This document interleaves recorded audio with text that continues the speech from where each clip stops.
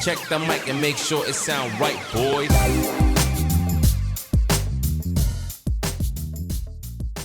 Well, I feel like all we've spoken about lately is like Ranger, whether it's Everest, Raptor, Ranger, you know, gee whiskers. But to be fair, it was a very highly anticipated launch last year. And it just now, I think, feels like that long because it's now April and, well, probably May when this comes out. And I'm only driving it now, like, you know, as a test car.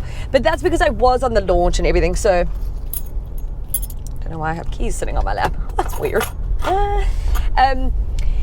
And you know what? I'm actually quite glad I had a bit of a break after the launch, even though I still then drove Raptors sort of recently, but it just kind of reignites my sort of love for this car. Like, I keep thinking, like, do I really like bakkies again? I don't think so.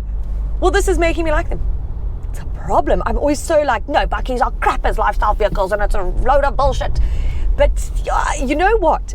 Ford really listened to their customers with this new generation Ranger.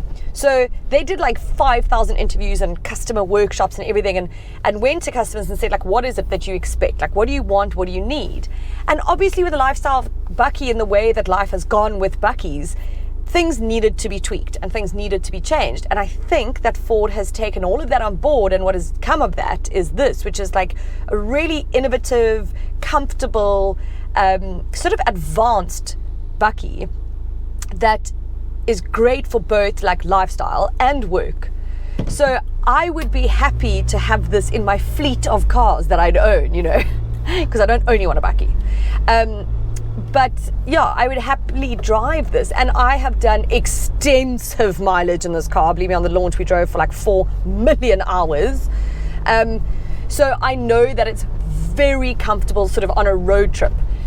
Which is always my big thing. I don't want to feel like I'm driving in a tractor, but I don't in this. It's very comfortable. What is this Hilux doing in front of me? Come, brother.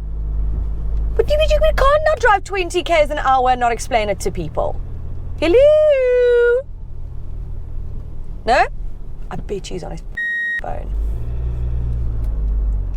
Do I hoot? Do I be that person? Do you know what I did the other day though? I hooted at someone in front of me. I was so irritated and I was like, come on, whatever. And it turned out to be someone I know. Not well, but know, like, do you know, like a family friend of my parents. I was so embarrassed. I just quickly drove away, like this. So now I'm like really careful as to who I hooted. Although this guy is about to get driven in two. Anyways, back to the Ranger. Okay, so I'm sure you've all seen the interiors by now. You've seen the sort of interior of the Everest and, you know, I'm sure Raptor as well. I do love it. I'm in the XLT, which is like the middle of the range, right? Which is probably the more sensible of the buying, because it has like sort of enough spec. But if you want what you see in this video, so you've got like a wireless charger, you've got these aux buttons. Oh my God, honestly, I feel like I'm a captain. Good afternoon, ladies and gentlemen. This is your captain speaking. I would just do that all the time. Irritating for everyone else in the car. But if you want that, if you want dual climate control, and a number of other sort of features that you see, you need to opt for the Upgrade 2 package, which costs about 32,000 Rand. So what Ford have done is they've given you a bunch of these packages that you can choose from. This Upgrade 2 comes with a bunch of like sort of safety systems as well. And I think for 32,000, it's actually really not bad. You get a lot within that package. I hate that you have to, you know. Oh my God, what is happening? Dude, I can't just be driving 20 k's an hour. Now I'm doing 14 kilometers an hour on a normal road.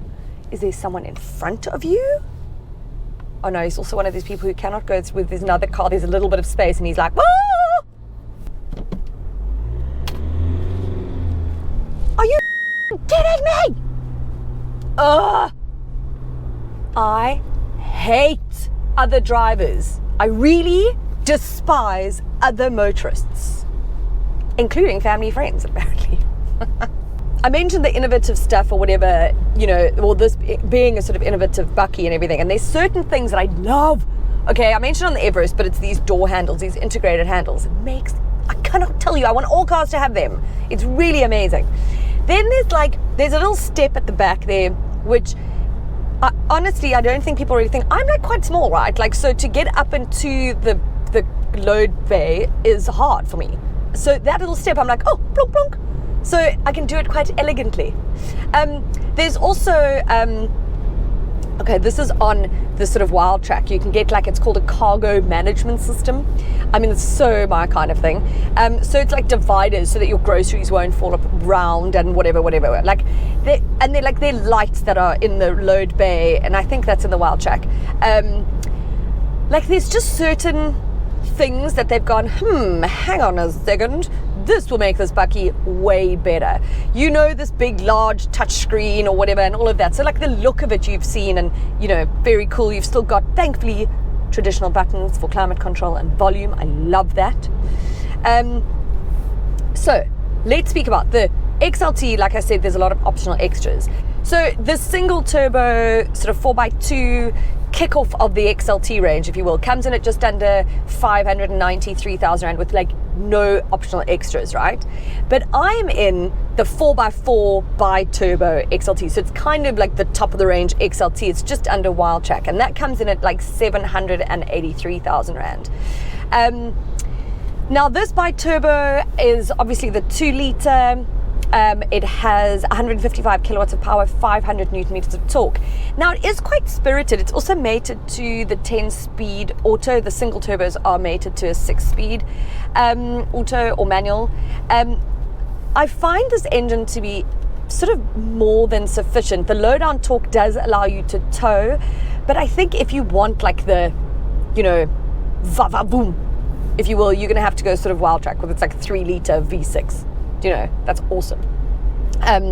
But overall, I think this engine is really great. Like the fuel consumption is claimed at like 7.5. This is sitting at 9 litres per 100 Ks. However, I've only had this a couple of days and I haven't done a lot of driving because I've been very busy. But I could probably get that down, and I think I did on the launch, if I'm not mistaken. I can't remember. It was a long time ago, and a lot has happened since then. But I think you can get that kind of way down. I think basically what Ford has done really well here is to make this bakkie super comfortable for day-to-day. Like the dampening is really good, you know, for your day-to-day driving. Like the ride is really good. It's subtle, you know, what's the word? Like it's fine, okay? Maybe not cushy and everything, but whatever. So this competes with, you know, the Toyota Hilux Raider 4x4 and then the Isuzu D-Max LSE. Those are both a little bit more expensive, and this is more powerful. For me, like the Amarok has always been my favorite bakkie. It's like if I had to have one, that is the one I want. And now, obviously, it's this. Okay, so it's no longer what Amarok was. But I'm quite okay with it, because if I was going to be in a bakkie, you know, sort of daily, I think this is the one that I'd be in. Okay, I'd obviously have the Raptor. Don't be silly. Of course I'd have that one if I could. I love that. That launch, one of my favorite. And like, I really just enjoyed that car. I mean, it's totally ridiculous and not needed and not necessary, but that's the whole point of it for me. But if you're looking between Toyota, Isuzu, Ranger, and then Amarok still coming vibes, then, or here, but you know, I think you need to consider this. It came in third in sales in March, by the way, behind Hilux and Isuzu, which is interesting for me. But I don't know. I think you need to get your bum into one of these, and I've never said this before. Yeah, give it a go. I think you won't hate it. I want this just in my garage waiting for me. Ah! But there. Oh, it's the wind. Guys, winter's kicked in. Kicked in. Here we are, Cape Town. Brrr. Something to mention, space-wise, etc. Aged. So I do quite enjoy putting Luca into the seat in here, except it's a bit high, so you have to push up, you know, but that's like a bakkie vibe. It's not like a cool SUV that's just this height, not there, here, whatever. The seats at the back, not comfortable. That sucks, but I don't have to sit there, so I don't care. But in general, I think it's spacious enough, certainly with a car seat in and a front passenger here. So that's something to note for fan families who need to know that. I've got to mention it.